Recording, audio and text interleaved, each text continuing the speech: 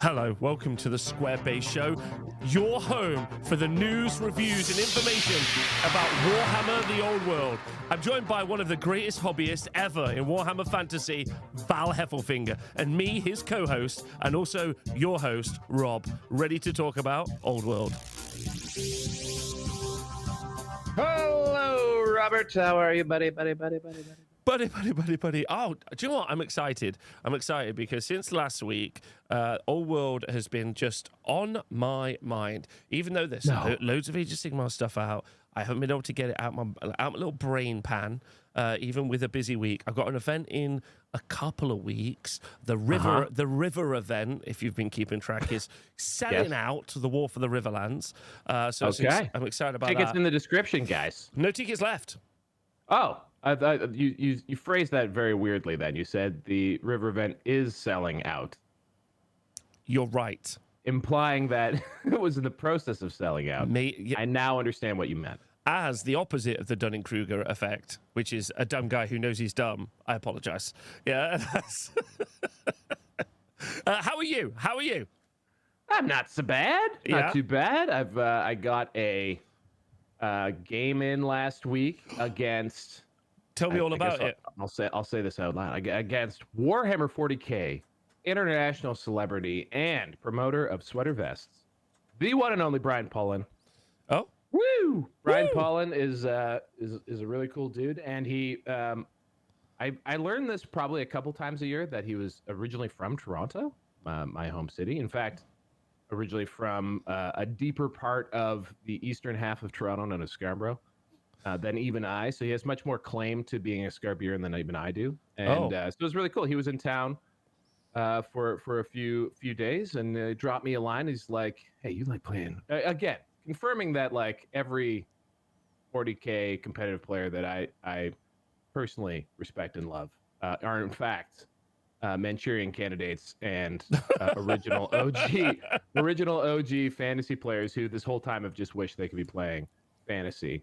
So he came over, he borrowed a high elf army and absolutely dummied me. Because, Rob, I have to admit, I have more than usual slipped into just a horrendous rut of playing like a complete Nimrod. It's been a tough. What's going on, buddy? 7 games. What's going on, buddy? What's going on? Have you got? Is it you not got your head in the game? You can't focus on a list. What's happening? No, the list is good. The list is toy. Okay. I like my list a lot.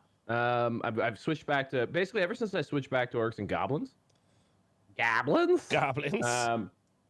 I've been trying to get games in because, of course, my beloved event, the Capital City Bloodbath in Ottawa, Ontario, is this weekend. Let's go. Rob has provided me notes on how to shoot a tournament documentary, and I'm very excited to do my best. Okay. I forgot I did that. Yeah, you did. It was very good. I actually read it yesterday, and I was like, "God, this is very good." Oh, thanks. So that'll be very helpful. Rob suggested things such as actually have a plan as to what you would like to shoot. And I was like, "Don't just randomly take footage that will take 3 million years to get through. What is this?" So yeah, where was there's a lot of things. Oh yeah, me just on a skid. And I think a lot of it was just not having any idea what I was doing in deployment with the army. Right. You know what I mean? Okay. And so I tend to play after kiddos are in bed. Yeah. That's like post 8 p.m. I'm usually a little bit at the end of my executive functioning ability. Okay. So I'm already challenged. And then, so like all these things factor into just playing really poorly. But like I was getting a little disparaged. I mentioned on the previous show I'd lost a bunch of times to Beastmen, High Elves. I played my friend Caleb the other night, but this was, I would say, a good L. It was a good L. Okay. In the sense that I didn't feel like I lost in deployment, which was a massive step forward. I think I finally understand what I want to do with my army when I put it on the table, which was really nice. It was a big relief. Right. That makes sense. It's kind of interesting, the tempo conversation, right? So that's because it's kind of what you're discussing. You're like, I put my stuff down. Where do I want to go with it? What go and do with it? And almost oftentimes, the mission's kind of, we can move to the side. Oftentimes, it's really dependent on what your opponent brings to the table and how you're going to adjust your tempo. Because you turn up with a mission plan or a battle plan, and then your opponent puts something else down. You're like, okay, right, this unit's going into the dragons. Then they turn up with no dragons, and it's just hordes of stuff. And you're like, right, I need to adjust what I'm going to do here. You know, gun line versus an army that runs a U, different tempo conversation all the time. That can be hard to adjust to on the fly if you're like, this is how I want to run my dudes my way. Is that fair? Yeah, I think that is definitely fair. I think really what was happening before that was essentially random. Like what will often happen to me is like I'm just like, especially when I'm putting models down. Perhaps in the comment, let me know if you feel this way too. But I will be in the middle of deploying and I'll put something down and be like, I'm putting this down for that reason. Like a specific, like I'm gonna put this guy over here and he's gonna do this. And then like 3 drops later, I will forget that I needed to put something there to support that idea. So like the thing that's very essential will just wind up in a completely wrong place somewhere very far away. Or I will forget things like threat ranges, and I'll accidentally put things in range of like, I don't know, some archers. Put some squig hoppers in range of some elven archers. That's not a good idea. That's a terrible idea. They don't have an armor save. They're toughness 3. You know, like, so shit like that. Like it's just stuff that like after you're done deployment, you step back and you go, oh, I've completely lost. And so like what I was able to do in my last game against Caleb was I had a bit more of a set deployment plan. He was playing just like all gas, no brakes, Bretonia. He was playing Errantry Crusade. Okay. And just an amazing army, by the way. Holy shit. It looks nice. Caleb's army, I wish. Oh, is this Caleb who had the orcs before? Yes. So this is wow. Caleb. Could we pause for a hot second? So here we've got some pictures of Caleb's army. Yeah, this is Caleb. These are his Squigtonian knights, I guess. And they're all just, every single one is delightfully converted. He's got his, unfortunately, like he's got his like, the yellow and black are Knights of the Realm, and I think the pink ones were errant. And then he's even got he had some questing knights in this list. His Pegasus Knights are hilarious and awesome. I think there's one photo of the Pegasus Knights. There's all of them. But yeah, he took the Mangler Squigs and gave them these tiny little bat wings. And so those are his Pegasus Knights. His Royal Pegasus is the same thing. He's got 2 of those in this list. They're just so delightful. Yeah, they are delightful. They look fantastic. Oh, there you go. There's the Pegasus Knights. Nice bold color scheme, right? That's very fun. Yeah, he always paints in a very, very like high contrasty, like bold, as you say. Bold color scheme. So yeah, that's Caleb's army, and didn't quite run me off the table. There were a few. I think it was a very even match because I have a bit more of like a come at me, bro. Army list with my orcs and goblins, and he is a come at me, bro kind of list. And there are a couple of I was reflecting because I was a little salty because I felt my dice let me down a few times, and then I thought to myself, "Whoa, wait a minute, was it just the dice? What else could have you done, amigo?" And there was one moment where I got caught out, actually, ironically, because this is actually something I hope to do to other people. But I didn't see it when the shoe was on the other foot, which is he got my Wyvern, my Black Orc war boss on a Wyvern, into combat with his big brick of Knights of the Realm that also had a war banner in it, so it had lots of like combat res. And I had the opportunity to bring a Night Goblin unit into that combat, like also charge with them. Right. But I actually have noticed this with myself. Actually, I even go back to like one of the battle reports I did with Tabletop Tactics. Like sometimes I'll just forget about the goblins and that they can do stuff. Because you just see them as a delivery system. Or like I also think of them as just something that gets charged. I rarely think of them as something like I'm very active with. Like they get in the way, they do stuff, they take things, they just get punched in the face, they die. I rarely think of them as being useful tools in doing other stuff. And in this case, had I charged them into the flank as well, instead of just looking right past them, that would have obviously really helped with combat res. It didn't help that my Wyvern, my war boss on Wyvern, also he fought 2 challenges against unit champions, and he dealt a total of he got maximum overkill. Oh no, he didn't. He dealt 1 wound in all of those situations, enough to kill the champion. Oh, that's sad. Oh, it was tremendously sad. Also, when you're like Bretonians, especially if you can roll 5-ups very well, do very well against things that are strength 5 and up. Yes. So like Bretonians have that's because of the fact they can pray. They can pray to the Lady of the Lake, who's totally not a wood elf talking into a coffee can. Totally not a wood elf, just to be clear. And get a 5-up. It's usually a 6-up ward for everybody, but when it's strength 5 or above, it becomes a 5-up ward, which is really handy against things like, I don't know, fanatics. Yes. Big swinging dick orc war bosses on wyverns. So it was very good, and he was maddeningly good at either sticking his 6-up armor save, because after armor minuses and stuff, or the ward. He was very, very, very good at that. He's been practicing, I think, rolling those 5-ups. Well, so like to help you out, and also to some people at home, because I feel this is a consistent theme. I didn't write this for Old World, but if you did ever want to go onto the Honest Wargamer website, years before there was coaching, there was a book that I wrote called the Honest Wargamer Workbook, which is just available if you want to go read it. And I did write this like maybe 7 years ago now, maybe 6 years ago, so it is a bit. But it does take you through, I think, some quick methodology, because like one of the things that I really struggled with when I was doing live streaming, so there's a kind of like what I tried to explain in this book was how to do stuff after the first turn and then getting to the first turn. Does that make sense? Because so many people struggled with that concept. So whenever I was live streaming a game, I would say, this game is concluded in this interaction. And people do would be you like, remember writing any of this?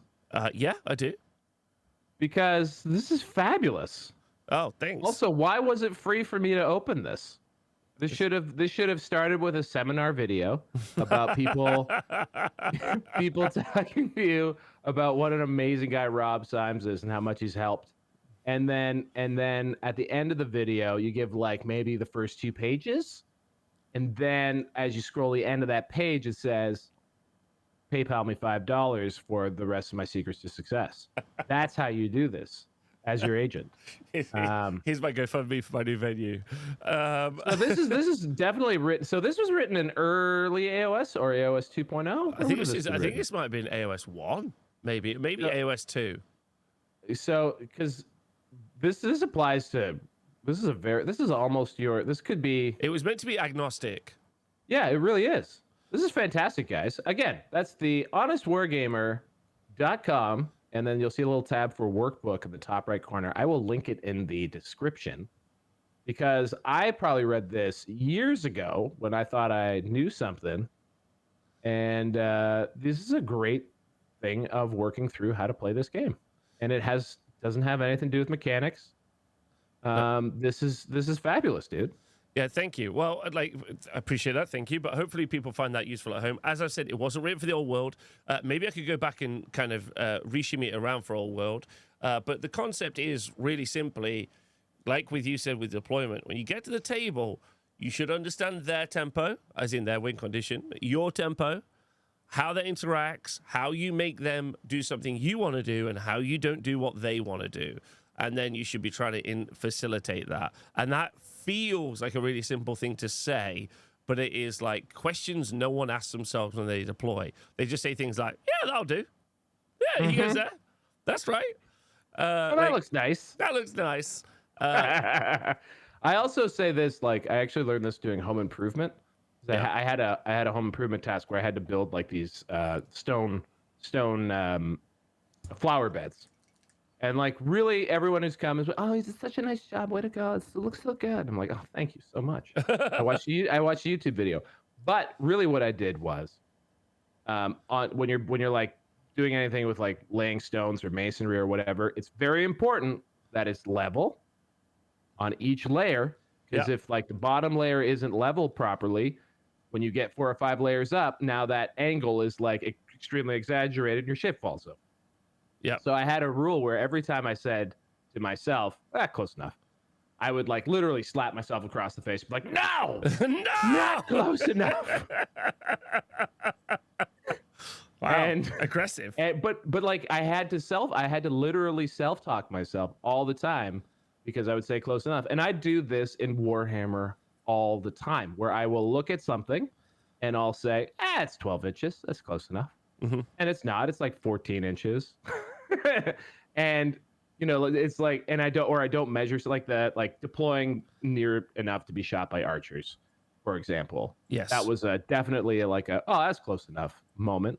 So like actually getting out of like habits of just sort of doing things without making sure it is what you think it is, like that for me is a big deal, or a big part of myself personally playing better, being a little bit more specific.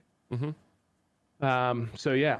Well, I can't get over how this workbook has just been sitting here and how awesome it is. Oh, that's very kind of you. To quote friend of the show, Adam Camilleri. So one of the things that he said, because we caught up with him. No, sorry, we were not with him in October of last year. Not with him, did not see him. No, I never saw him once. Never saw him once. But if I had seen him, one of the things that he was saying that with... It's not like he's the voice of Warhammer 40K on Warhammer Live. Like, no. I mean, a person like that could not associate with people like us. No way, brother. Much less go to Welland, Ontario, to a place that some people call the fuck bunker. You could not. You could not do. You wouldn't risk that. You wouldn't do it. The point I was trying to make was one of the things he was talking about with 40K 9th edition. I think he was talking about at the time. 10th edition is coming out. But I'll also, as someone who does Age of Sigmar coverage, tell you that once the game gets quote unquote solved, and solved is never really real. You never solve the game. But, you know, there's some sort of determination because everything can only do a certain amount of stuff. A unit can only move so far. So being able to be deployed in X and move on to X objective, it becomes, I don't want to say formulaic, because dice roll do change up the concept of how a game works. Who goes first? Warhammer shit. Yeah. Warhammer is hard, rolling them dice. But, you know, he was talking about this pre-planned thing. And, the predetermination of how a mission would go between two armies. And that's something you should be conscious of when you're playing the old world, but also you should be really happy that you're playing the old world, because that predetermination and that predeterminism that occurs because the objectives are all in 40K or Age of Sigmar, the objective is always the same place. So being able to move to X and then have your opponent respond to X is literally laid out. Age of Sigmar, it's more dynamic because of the priority roll, and therefore, in my opinion, is better because now that's more pathways to create. But what's great about the old world, and you know, I wanted to touch on this a little bit today. What's great about the old world is that determinism does not exist because your army dictates that determination, not the mission. Because your army is their objective. Exactly. Yes. So because of kill points. So it's wildly different. And also your play style, like as a good example, like Richie with his dwarfs, play an aggro dwarf block that just yeets itself up the board. You're like, this isn't how I expect to play against dwarfs. So now your brain plan, you can't determine what's going to happen as the turn goes on. But you can plan for it, like in your deployment, be like, I need to do X, I need to do Y. Does that make sense? Like, even though you've got dragons, high elves, you're super fast, you don't have to go forward. Maybe there's a really good chance where you just sit in the midboard, you just shoot away. You haven't got to go for it. Like, just because you can doesn't mean you do. So there's a really good determination there. So that's a nice. So hopefully that book helps you a little bit be able to navigate their misty waters. Talk it through, right? Talk it through. I think also like just having any plan. Because, like, you know, when you hear people talk about advanced, like playing games in a more advanced way, you know, they're thinking about like, what am I doing a move ahead? I, like me personally, where I'm at a tier, maybe viewers are more like this. Even like what I'm doing in this turn would be a good thing to have a little more mapped out. But like I said, I think I played that most recent game a little less unconsciously, which is great because I was getting down. It can get frustrating. Like there's a sequence in The Simpsons where Sideshow Bob steps on a series of rakes in a desert, and every time he steps on the rake, he turns around and he steps on another rake. And sometimes that's the way it feels when I'm playing when I'm in a particularly bad Warhammer rut. So I'm feeling like I'm breaking out. I'm peaking just in time for Capital City Bloodbath, Rob. It's gonna be perfect segue. Because we have you are going to Capital City Bloodbath this weekend. Can you tell us about the event? Yeah, sure. Capital City Bloodbath is a event in Ottawa, Ontario, at the EY Center. So right across the street from the airport. I once walked there from my house because I walked to my airport, and then I walked from the airport there. I thought that was very cool. That's cool. That's a cool story. And then so I've been going there for years, since 2017. I want to say is the first year I went. Mm-hmm. And it's just a very well-run event. It's run by the Canhammer guys, and Andrew Atkins is the TO of the Old World event. And if you are a Capital City Bloodbath person, you might know him as the grumpy-looking fellow running the games that aren't 40K. And so, like, for a long time, he was running like the Batman game, and he and he just, I think it was because someone stole his love, which was fantasy. And now he's back with fantasy. He's been doing an amazing job. He's been getting his terrain all ramped up, and it looks like it's gonna be a lot of fun. The format is basically the square-based standard with some minor changes to some of the rules. Yep. Like just tweaks. It's actually the thing that we ran in the square-based online tournament was the Capital City Bloodbath mission pack. Some tweaks actually made because we discovered that his tweaks resulted in some situations where the missions didn't work quite right. So that was good. It was good feedback for them. I think it's around 40 players, so it's gonna be a I'd say close to perfect size. Not too big, not too small. Yeah, that's about perfect. 32 to 40, I'd say, is the perfect event size. Yeah, so it's going to be a good one and fully sold out. So yeah, I'll be running my orcs and goblins as mentioned previously. Well, we have the list available for everyone to check out now. So Val having a SummerSlam in Volume 5. Mm-hmm. Okay. All right. Mm-hmm. Okay. We're SummerSlamming. We're SummerSlamming. Right. Let's have a look. Let's see what you got here, shall we? Oh my. Oh wow. Okay. Whoa. A Black Orc War Boss. Shield, great weapon, Wyvern, General, Troll High Trousers, Talisman of Protection. What's this unit's job? Let's identify what his job is every time. What's his job, buddy? His job? Yeah.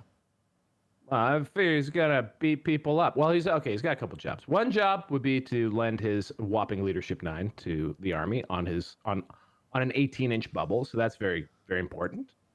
Because it does sometimes make me want to question about whether or not he does, quote, yeet up the table or go do another job, because it's a trade-off, because the rest of the army then is vulnerable to leadership stuff. Mm-hmm. So that's one job he's got. The other job would be he's very tanky. So he's got 2 up, 5 up, 5 up. So he can often wade into a fight and stand toe-to-toe with some pretty mean stuff. So he can go into an opponent's. We saw this actually in the S-Bot final.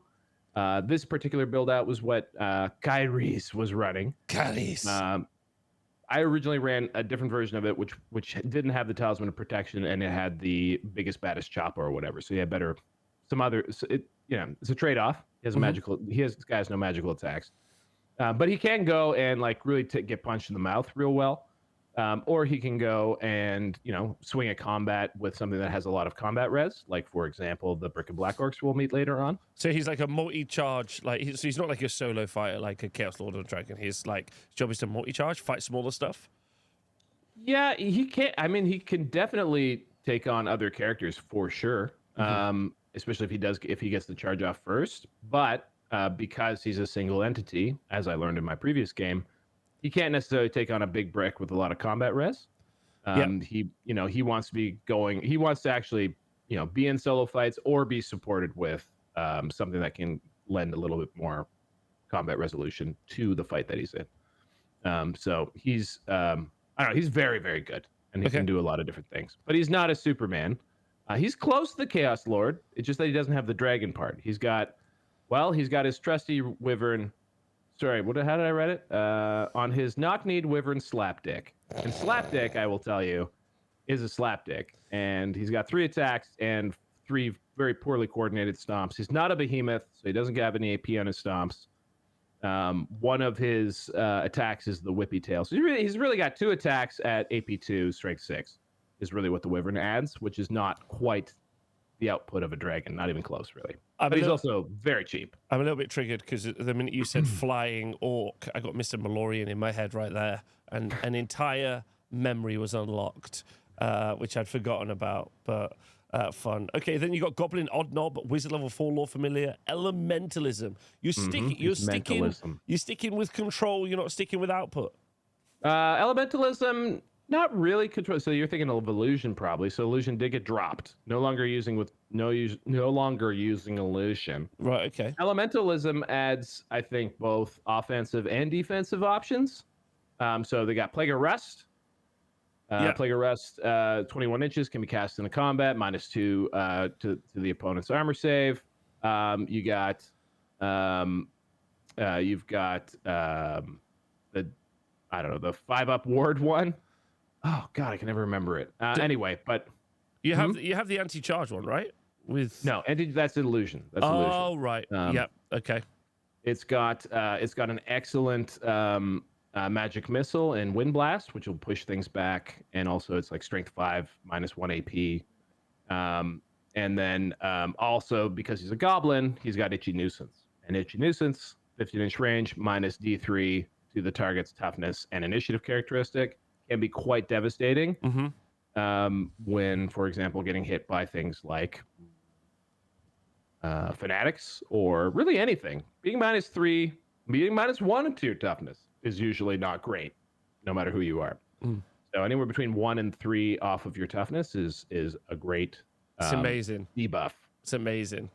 Yeah. Oh, and also Travel Mystical Pathway, which I used for the first time with any actual with any sort of competence in my last game, which was great. I've really felt good that I finally made use of it. And Travel Mystical Pathways basically allows you to pick up a unit and move it to within 12 inches of its previous location, which actually means that unit can go pretty damn far. Yeah.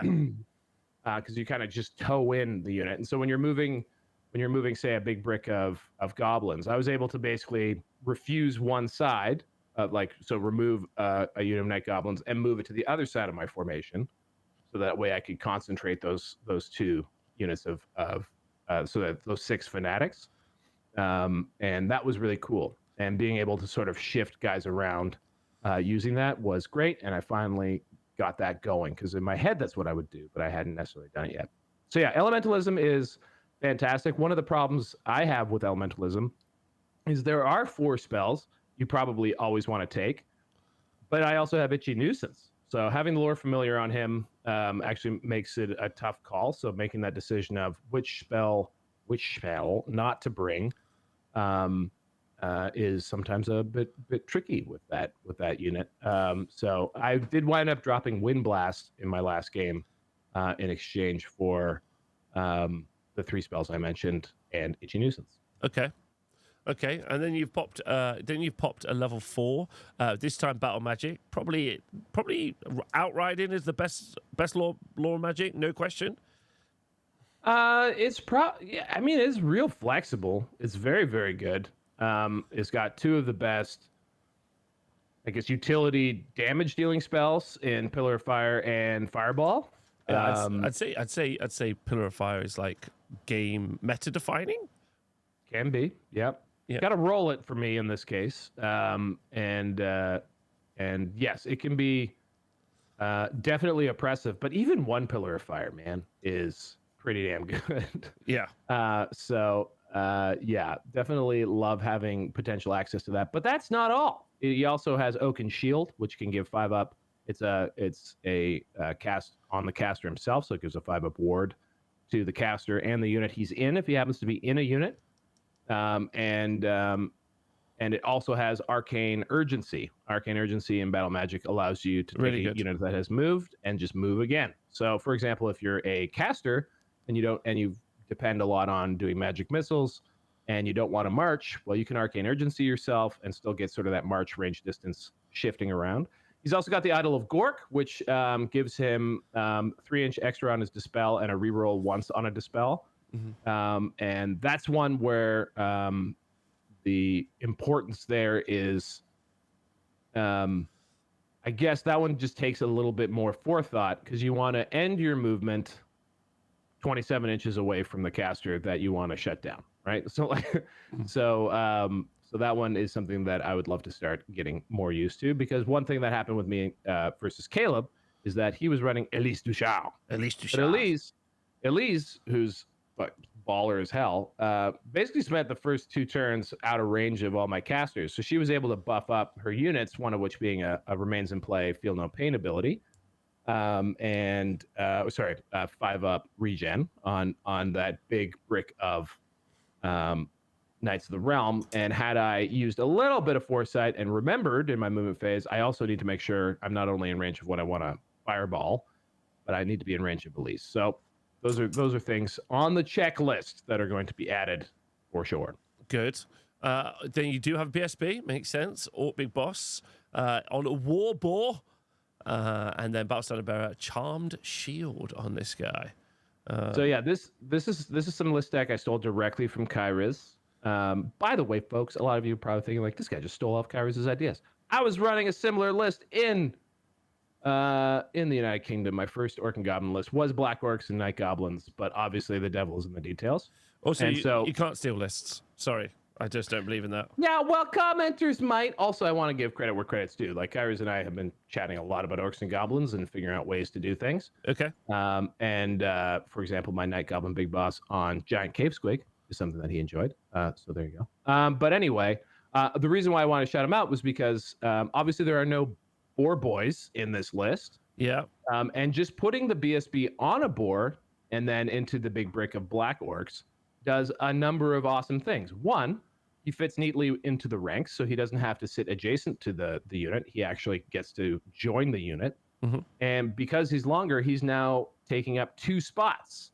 And as the FAQ has clarified, that means that he's adding to that rank behind him, even though he's also in the front rank. So he gives a little bit of help in extending the footprint and also making sure that they maintain their rank bonuses. That's cool. That's super important. And he's also carrying the War Banner. That's why he's the BSB. So that gives him basically 2 combat res to the unit that he's in. So that brick of Black Orcs, because they also have the big red raggedy flag, with this guy has a static res of about 7, which is a magic number for beating for example, dragon that might charge that unit, because you challenge out the dragon and then you basically don't have to deal a single wound and you win on combat res because they can do it's usually a maximum of 7. So it's a really, really handy unit and just has an incredible amount of combat res. They're incredibly tanky. If I do put for example, the caster in this unit as opposed to the unit of boys that I have, they can have basically a 3-up, 5-up, which is really great. That's cool. They can also punch things because they have great weapons, all kinds of stuff. So it becomes a very, very good unit. And like the things that I learned from what he was doing was to just I was actually looking at dropping the Black Orcs because I wasn't getting a lot out of them. And I think through my conversation with Kyriz, I kind of realized what it was for, what their job is. And their job is actually to sally forth and be the thing that attracts, like a big damage dealing unit on the opponent's side. And then my job would be to support them correctly so that they can win that combat, break the character, maybe run them down, do whatever they got to do. But they use that sort of combat brick to be able to go do their work, which is great. I think working out what your unit's job is like that when you're writing your list, That's what the that's the secret sauce, right? That is the meta defining thing. Yeah, well, that's definitely your list defining, like what they do on the table. And that's, I think, where like the Night Goblin Big Boss on Giant Cave Squig is a fair point, because he's a really cool unit for 67 points. So he's got 3 great weapon attacks from the Rider, weapon skill 4. He's got 3 wounds because the Giant Cave Squig gives him an extra wound. He's got a 4-up save, and then once a game he can have a 5-up save thanks to his Charm Shield. So he's just super cheap. The Giant Cave Squig has D3 impact hits and 3 killing blow attacks. So it's actually a nice little package. And because he's a random mover, he can get into some great positions for things like flank charges, and can be wonderful for defending backfield stuff like my 2 Doom Divers, which we can't see yet. So he's just a good, like a free safety in football, a rover, just a guy who can go out and make plays. And the thing with him and the Squig Hoppers that I think is good is when I'm cagey with them and I know to keep them alive, the danger is throwing them away. And so their job is to stay alive, because if they stay alive, they will be useful, like full stop. So making sure they don't accidentally get shot, make sure that they don't accidentally get charged, don't leave them out to dry, because if they're helping their friends, they do very good stuff. If they need help, they're dead. So that's the way I look at those guys. That makes a lot of sense. We've done the Big Boss. We talked about the Big Bosses there. And then there's a second Night Goblin Big Boss. You got to have the 2, because I wanted to bring 2 units of Fanatics. And the second Big Boss, he's just got a great weapon because I had 4 points I could use. And he goes into one of the Goblin units as sort of an extra challenge character.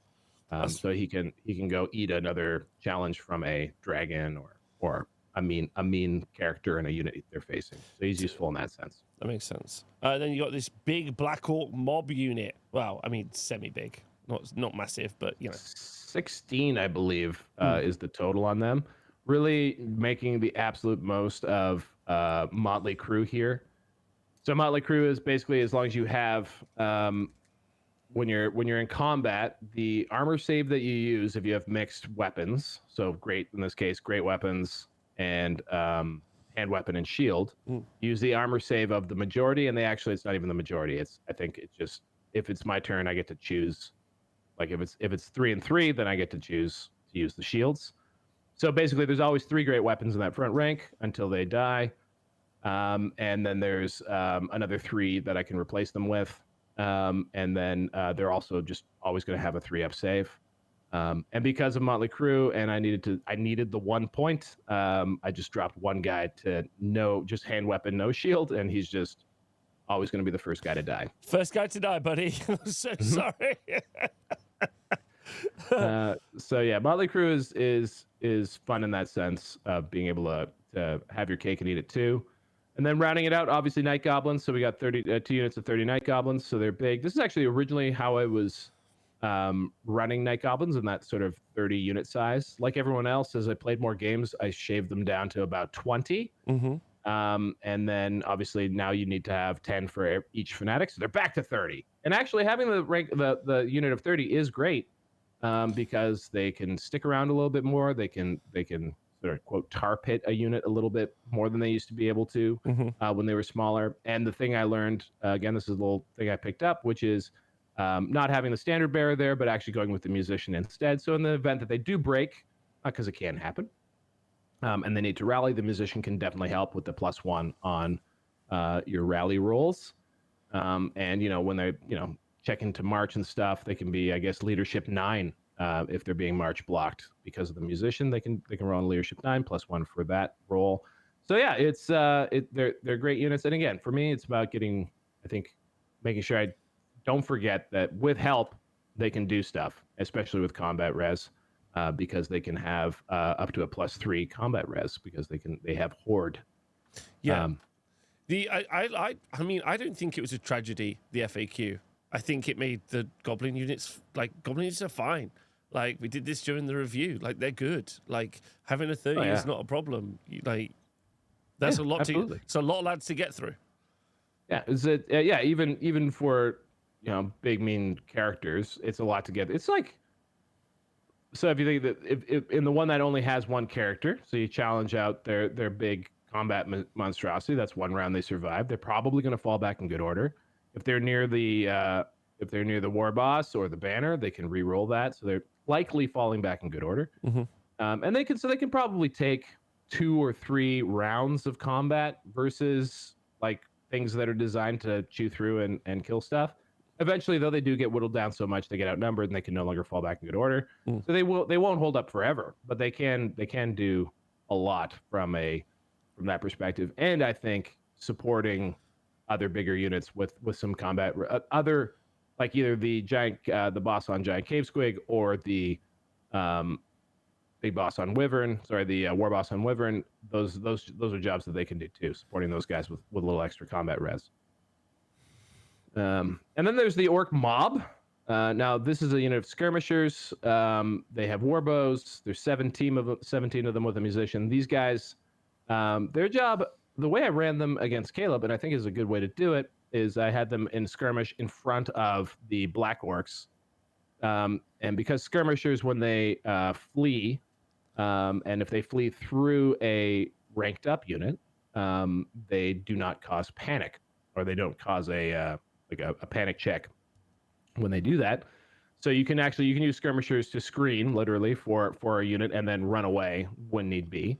So these guys can get out in front. I can use the magic and dispel abilities for from the shaman, and I can either teleport them away with elementalism, march them away with arcane magic, with arcane urgency, or I can flee backwards through the black orcs and get them out of the way and then support the black orcs. So there's lots of cool utility that they have. Also, when they do that flee, when they rally, they get to reform. So at that point, I could put them into like a brick formation and give them their maximum ranks, and then suddenly they're another unit that can go help and chip in somewhere and do stuff. So like there's again a lot of nice utility here, I think, for trying to bait charges towards the black orcs. In an ideal situation, the black orcs get the skirmishers get charged, and then flee react. Ideally, the unit that's charging them doesn't have the range to then redirect into anything else. This won't always happen this way, but ideally that means that those guys then have to do their full charge move and then potentially be in charge range of the black orcs, which is rare, but pretty awesome when it does happen, because they have like devastating charge or whatever the name of it is now. So they get +1 attack on the charge. They can be real mean when they actually go to fight something. So yeah, there's, I think, a really cool play with the skirmishers and the black orcs and the magic, all that kind of stuff. I really like them. Good. So that was something that I've added that I really do enjoy. Lovely. Doom Divers? Doom Divers. I've in the beginning parts of the show, I was outspokenly Doom Diver. Anti-Doom Diver. Doom Diver, not a believer. However, I think the reality is I was wrong. I was wrong, Rob. They are a thing that can drop a strength 8, D3 +1 wounds, -3 AP, hit on something. And love that. That's very good. So if they get to shoot all game, then they can be doing some pretty serious work against. They can be doing some pretty serious work against your opponent. I tried playing around with rock labas instead, and in that game, in the game I used rock labas 3 or 4 times. I rolled a miss with a 4-inch scatter. So so that means that they would have been able to flat back to the unit if they had not been rock lobbers, but instead were Doom Divers. There's an argument out there to be made for having both 2 Doom Divers and 2 rock lobbers. Okay. Because that just, again, raises your odds of being able to paste things with the big rocks falling from the sky. Don't hate it. And, that might be something worth looking at. The issue is indirect rock lobbing is actually super hard to hit anything at all. Just the way, like with scatters and stuff. And because you always have to start at the center of a unit, there's no way to even try and like hedge your bets to try and hit something. So anyway, it gets very difficult to hit things when you don't have line of sight, and it's easy to block line of sight in this game, especially if you're, either from your own battle lines or from your opponent's units. So I think 2 is just fine, and they can, generally speaking, do work throughout the game.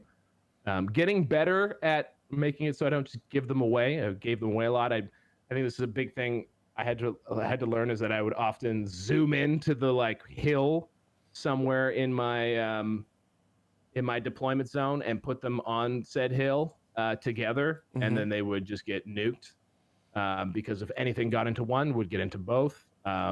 This is a hard lesson I've learned multiple times and not taken in. So in my most recent game against Caleb, I did split them apart, and they actually wound up not being threatened, mostly because I also didn't get too wound up with making sure they had perfect line of sight at the start of the game. And then with my movement, I started working on trying to get them the right firing lanes as my movement phases happened, rather than starting them with open firing lanes and then having them get punked. So that was good. Okay. And there's 40 people playing at this event. 40? Got any big names, any big swingers at this event? Any big swingers? Oss from the Discord is coming up. So he went 2-1 with his ogres at an RTT the other week. And he'll be there. A guy known in the Canadian Warhammer scene, Jason Sparks, coming out, returning to Old World from 40K. We've got, and I think a number of other patrons will be there as well. But I've got the list jumbled up in my head from the Ontario event, no, from the Toronto event. So, but there's definitely some other patrons that I'm looking forward to seeing. Who else? Who's screaming out here? Hey! If you're one of the Patreons or even just one of the fans of the show, make sure you do grab Val for a photo over the weekend. It will make him awkward and it'll make me smile. So make sure you grab him for a photo. Get yourself a selfie. That'll make me smile. And I will do my best to shamelessly be one of those content creators, maybe with a selfie stick and something, so that way I can document and share the story of the event, because I definitely want to see people. I want people to see out there. I've loved the tournament reports that you've done for the TSN Arena thing, and I think they're really, really cool. I think they highlight just how awesome the armies look, how good the people are. Hopefully, they're good infomercials for why going to events, even if it's maybe not your favorite way to play the game, is a great way to meet other people who play the game, do cool hobby stuff, are genuinely nice people. So I think I want to carry on building that enthusiasm for events through the power of infomercials. Thanks. I've very much enjoyed it. Now Tom is back. This is something people don't know, like if you watch the show regularly, but Tom does most of our graphics. Now Tom's back. I'm getting one of our projects in the next 6 months is to start on our overlays for doing Old World coverage, which should be fun as well in the future. Lovely. But that is a big project, not a small project, unfortunately. So that will be fun. That will be very interesting. Looking forward to that. I'd like to do some more live streaming of the games, but also like to play some games myself, which is cool. I was going to ask you, do you have anything? Do you have anything lined up? I have an event in 2 weeks I'm going to play in. So not this weekend, coming weekend after, the War of Grudges. Then I got a couple of events in November. The September events, I think it might be sold out, but if not, basically, if I have an event and it's not sold out, I'm going to try and play in them. Nice. That's a kind of TLDR, either as a spare player or properly. If I play properly, someone else will be running the event for me, and then I'll be live streaming. Not live streaming, I'll be recording my games, and then hopefully that's going to become more content that I can produce, like content for on YouTube, but also content I can produce for Patreon, which is kind of the goal. And it also does the secret sauce thing, so it basically, what I'm talking about is more content for Patreon, specifically about gaming, 11 out of 10. Hopefully you guys will appreciate that and like it. But most importantly, I get to play games. And that is a key. I've run now like 10 or 11 Old World events. Yeah. And so now I'd like to start playing in some. It'd be nice. Treat yourself. Yeah, exactly. It'd be nice to start. I feel like I've got a good enough grip. I feel like the local community, I want to shout out all the people in my local community, like Andy and Rebecca and Oscar and Connor, like the nicest shy guys who turn up all the time, Ed, You know, there's loads of really good people locally now. Like Nottingham is like an absolute cutthroat scene, really, of top table old world. So I'd really like, you know, I feel like I can lean on them a little bit more. And also, I'm really fortunate. It feels like I've developed an incredible. Well, I haven't done it really. Like the people just are it, but it's a much more collaborative scene. There's no one there trying. Everyone there is trying really hard to make sure everyone's playing their games right and fair, you know. And I feel that that's really good. It's been like one hiccup where I've had to just say I don't want that person to come back. But with the exception of that, it's been golden, which has been lovely. So yeah, looking forward to that a lot.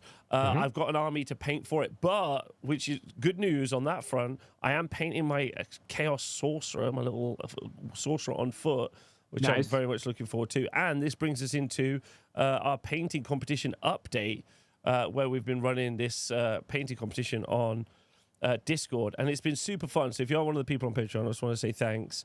Someone got super salty that we were doing it on Patreon. I just don't care what your opinion is, because like ultimately this is like I am not managing a worldwide solo mini painting competition. Are you crazy?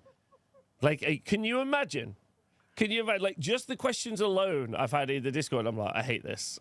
Like, there's like 900 people. They're like, yeah, I want to do this. I want to do that. Can I do this? And I'm like, it's a character on foot that's a wizard. And they're like, can it be on a dragon? And I'm like, what? What? What if he's standing next to the dragon?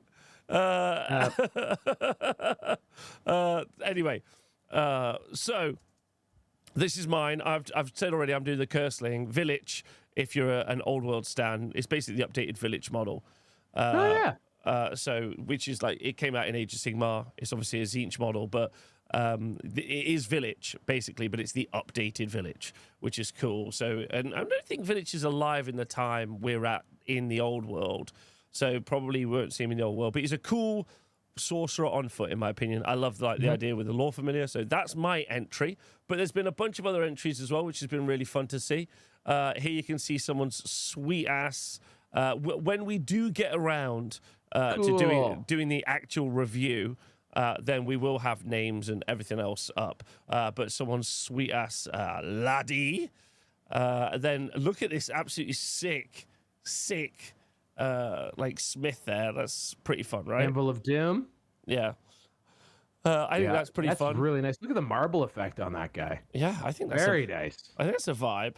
So I'm liking that. There are loads more, by the way. Here's a really cool kit bash I've seen for someone's, for someone's vampire. That is like 3 or 4 different kits there. So I do love a little kit bash. Now, is that a vampire? Is that being run, or is that maybe a dark elf? I think it's a vampire. I don't know if they've said. Could that be a dark elf? But it's so fun. Like so many people are doing like Leith. Shout out to Leith. Is doing themselves their Slaughtermaster with a little bit of a kit bash. So that's nice. That's adorable. Got their bag of snacks there. Love it. Yeah, I love that a lot. So then just an OG fine cast model. Very adorable. Loving that. Yep. A little wood elf. Is that a woody or is that high elf? No. Is that a dark elf? That is a dark elf. Yeah, that's the sorceress. A bit of a shout out. This is very old, if I'm right in thinking. Hey, it's my favorite. That's probably my favorite goblin model. Oh, really? Yeah, that's the guy I put on my flying carpet before I realized Illusion already had a flying carpet in it. But yeah, no, he's maybe my favorite Night Goblin model. Yes. So because there is an award for the coolest alternative model. So I'm liking this one. This is Ordug Swamp Digger. Or an alternative to Ordug Swamp Digger, which is obviously an amazing sculpt that's out. But and then this one's this one's got me absolutely sent because I just love the OG wizards. I think the OG wizards look so nice. But some people are taking it super seriously. We're getting like Zenith or highlight happening. We're getting tactical rocks going on. Oh yeah, like we're getting Nazdrag. Maybe my favorite orc. Oh model. shit! Okay, now we're getting people on fucking birds, right? It's getting serious, is what I'm trying to say. Yes. And I'm just into it, man. I just think it's just fun to see the community coming together and doing something. And if you aren't a patron because you can't afford it or you don't want to give a fuck, then paint something along with us anyway. Yeah, like get something. It's a single wizard. On foot or bird apparently, and like enjoy yourself, right? And have something that and get it's just fun seeing the community come together and show alternate models, little kit bashes. That's fun. I feel like a bit of a basic bitch just doing the straight up village model. I really do. I'm like, here I am, just the model. But I haven't. Whatever. I'm gonna try and paint it. Well, you mentioned. You mentioned Ogdras, who came out and was going to be released on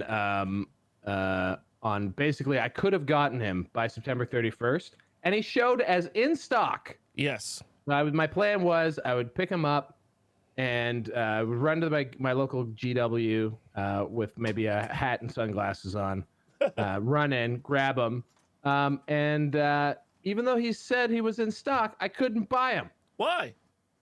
Literally, they took my money twice and refunded it. So I don't know. I guess they were just they're having problems with stuff they always have problems with. So yeah, so I couldn't actually get them. So I think what I'll do is probably pick up one of my, because I was going through all my vampire count collections, and I have finally now it's showing it's not out of stock. So I'll put a little reminder on Ogdras.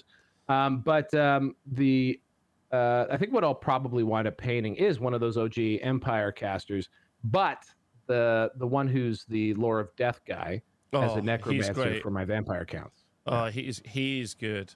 He's super nice. I love that kit. A little question mark from me because we've kind of touched on it. But I thought maybe we could talk about it a little bit more, just because it's kind of like a roundup show, or news and things going off. The terrain, we never really touched on the fact that the terrain is coming back, but also the pricing on the terrain, I guess, is kind of the big news. How do you feel in the world of 3D printed terrain, available terrain from other sources? What do you think about the terrain coming back, the OG fantasy terrain? What are your thoughts? Genuine kind of feelings, anything there that's absolutely that's for me, or what's going on? I love the Fortified Manor of the Empire. I think it is an awesome kit. In Canadian dollars, $143, and so it's not free, not cheap, but it's not the $300-400 it was going for, at least on eBay. Yeah. And it's also not the $200 I'm sure they could have charged for it. I think the pricing with Old World compared to other stuff from GW is actually, it looks reasonable by comparison. And you get a ton of stuff in that kit. So it's basically, you get walls, you get low linear obstacles, you get a tower and a house. So there's a fair amount that you actually do get with it. And it's just filled with all sorts of cool bits and bobs and things that you can use for scratch building your own terrain. So actually, I really like it. And honestly, at $143, unless you own your own FDM printer, it's probably going to be competitive with what you could pay to have printed for you for that much stuff. I don't know. I think they. I don't know. What are people mad about the price points? Because I think that would speak to people who don't know what GW charges for their stuff usually. No, I don't think people are mad about the price points. I think one of the very interesting things about this, and you get the same kind of conversation in 40K, and actually the same conversation in Age of Sigmar. In fact, probably most of their game systems outside of Necromunda, maybe, is that actually playing the game as we play it at events, which is kind of similar to, to functionally. Let's say functionally, shall we? Okay. Then some of their stuff that they sell doesn't really help you have a functional game. That's kind of the sticky point. And it's, you look at that and you think that's cool, but I would use the little hills and walls and things as low linear obstacles, absolutely. But I would use the fortified manor as a building, 100%. But then I still need some forests. I still need some hills. If you play War in the Riverlands, I need a river. Well, they've never made a river. Well, maybe Forge World made a river, but like I don't think they've ever actually made a river, Rob. Yeah. Riverboat Rob. Yeah, a riverboat.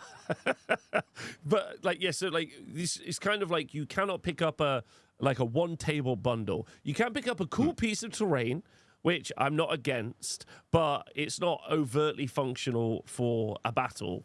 Or at least a part of the functional set that you would need for a battle. And I think that's always, and say for 40k, they don't really sell the L's. You know, they're kind of like, here's kind of what you need, but it's like I think it's like £400 to £600 if you're doing like a proper 40k board from Games Workshop, like as a minimum. It's pretty spenny. So yeah, it's another army. Yeah, the train is the third army or the second army, right? So if you're buying the plastics, absolutely. This has always been, I mean, don't pick up this. I'd just like to be clear. Please don't pick up the Arcane Runes. They're such a rubbish kit for like, you can pick up anything. Like, because it's non-Warhammer. Like, that does not look like war. Like, it could be anything. You could buy anything that's that for cheaper. Sure. Or, you carve it out of polystyrene. Sure. Yeah. But I mean, with terrain, that's the same as all of this, right? Like, there's if you want the official stuff, people buy it because it is the official thing. That's why it is expensive, right? It's the official thing. It's I don't know. It's the one, right? But like, yes, there are alternatives for literally everything we talk about that may or may not be cheaper. Maybe they just aesthetically are closer to what you envisioned or want to do, and are the right thing in your imagination. But I don't think there's absolutely anything wrong with these things. The hills, for example, the hill that they released, I have one and I use it all the time. It is annoying, but it's not like as annoying as it was when your entire board was made of plastic because you had Rumble Battle Board with that hill on top of it. It is a one-tier hill with a nice flat, wide top, so it actually does work just fine for fantasy. So I will stand for the hill. I'm really excited. The one that I'm excited for, and I will buy more of when it comes out, are the Citadel Woods. I love those woods. I think they're great. They have removable trees. I love those trees, even though they always break. They speak to me. So I think I really like the terrain stuff. It is beloved, and you can see that too, and just like what the stuff goes for on eBay. I've been collecting it actively for 2 or 3 years, so like I've picked things up all over the place. For various price points. I think pretty much at the end of the day, though, like I probably paid around retail for it for used kits, old stuff, like what retail now is. Yeah. And if you weren't being patient and you were just grabbing stuff that you could find on eBay, you were paying multiples of what it's now for sale for. So if you like it, pick it up. If you don't like it, there's so many things you can do. And that's I think always the answer. Not something I was expecting was the terrain to return. Really wasn't something. Yeah, I wasn't expecting it, to be honest. Mainly because mainly because like we're in a slightly different setting as well. Like that's the other thing. Some of it works. Like I really like the Sigmarite Chapel. The Sigmarite Chapel I think is pretty cool. Yeah, I really like it. I think that's a fun little bit. But yeah, I wasn't expecting some of those bits. But what's exciting, I think, is with the return of old terrain, it gives us the potential of new terrain, which SDS are not actually shy in making. They quite like making terrain for Necromunda. In fact, they love it. They love making terrain for, the Middle-earth game as well. They're pretty into that. So, we could see, like, SDS, who I think have a lot more love for the setting as well than the previous Warhammer Fantasy Battle. I think that we could end up with a position where we might actually see some pretty sick terrain coming out because they love a big amount of terrain that do SDS, and they're not shy about it. So I think that's actually a pretty exciting future. Something I wasn't expecting to be part of the old world conversation, and I'm pretty jazzed that it's part of it. I'm like, that's cool. That's cool. I mean, basically since they released their first shots of armies, which had these terrain kits sprinkled throughout them, I immediately was like, oh shit, it's coming back. So like I've been saying they're coming back for sure. I've been expecting them to come back. I didn't expect them this soon. I think I would definitely say that. But even things, Rob, believe it or not, like I would expect to see the Mighty Fortress again, because that has been photographed heavily in the background of various army shots. The You one can make that out of cardboard. You can make that out of cardboard. Literally, the Mighty Fortress is a very old thing that came up probably in the 90s. But if and when they release a Siege supplement, which I think will be fun when that happens, they, I bet there'll be at least a made to order for that if that's something that your Remember Berries wish they could have gotten. But again, you combine the Mighty Fortress with some of the newer kits, and you have lots of bits and bobs, and you can spruce it up and make it look fun and cool. But the one thing that I am concerned about is that in a lot of the studio photos, you don't see the Citadel wood. I don't think that's coming back. You see the old Citadel trees, like literally the hobby train trees that you can make with flock and wire. That's what's been in the shots. Correct me if I'm wrong in the comment. Tell me if you've spotted the Citadel wood in any of the old world photography. But yeah, I don't know if the Citadel wood comes back because it would compete with the Sylvanian wood or whatever the Sylvanian families. That's what we call it. Yeah, correct. And that one, great set of trees. I got one of those, but does not have a base, so it doesn't work as area terrain as well. Yeah. So anyway, I'm excited. I really do love GW terrain. Forge World / Warhammer Forge. The reason why they're down with doing terrain kits or even bringing them back is that's what that unit was originally created to do. They originally made Warhammer terrain, and that was their job way back when. And then they started doing big tanks and various set pieces and things. But the first thing they ever did was terrain. And if you happen to own any of it, check eBay. That's all I'm saying. Because holy shit, I've never seen anything that sells for more than that stuff. Really? It's wild. Yeah, it's nuts. Like literally at like a well, like a little tiny like resin well that they made will sell for hundreds of dollars. Jeez. Yeah, it's because they're very collectible. There wouldn't be that many of them having been made because they would have been very expensive in their day and very small. So anyway, little Warhammonomics tip for you out there. If you're sitting on a bunch of if you sit on a bunch of old Forge World terrain, do not give it away to Goodwill or something like that. It's worth something. Anyway. Okay. Well, listen, thanks everyone for watching the show. If you are excited about seeing Valak Capital City Bloodbath, do let us know. If you're excited about the painting competition, let us know. If you're excited about upcoming Warriors, we will be doing a Warriors deep dive very soon. So get ready for that, which is going to be very fun. I do have a couple of events coming up, so I will be both making videos and content about them, some list reviews and some stuff. So it's going to be fun. I'd like to hear about Rob's list in the future. You heard about my list today. Love to hear about Rob's list.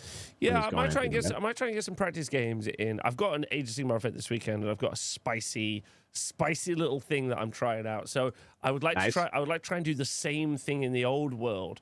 So basically, I'm playing like an assassin build this weekend.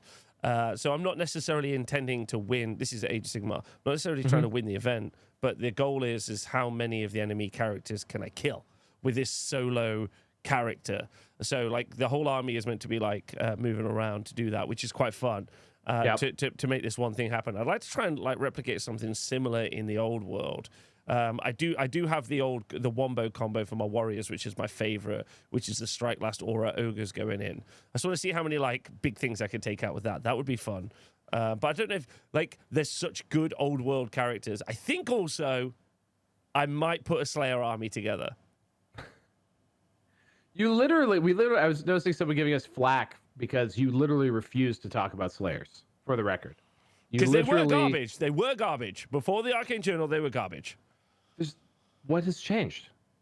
Oh, sorry. Not Slayers, but the others. Like younger. Oh, like Doomseekers. All right. Yeah. Oh, okay. Yeah. Not like Slayers. Not Slayers. No. Still garbage. Okay. Oh, okay. Yeah, still garbage. Cool. Yes. No, that like a Ungrim Royal Host. That's just all points denial. Yeah, I think that could be pretty gnarly. Because I don't know if anyone's done it yet, and it'd be fun to run it at a tournament and just be like all naked boys all the time. Plus, so easy to paint. Everyone's naked. Everyone's super naked. Yeah. One of the easiest things. Anyway, let us know if you enjoyed the show. Let us know what stuff you'd like to see us cover in the future. Like we said, we want to be omni hobbyists, so there will be some lore shows coming soon as well. So you're going to have to get ready for that. You're going to have to get ready for me and Val to get really into the socioeconomics of a dwarf's beard. It's going to get freaky.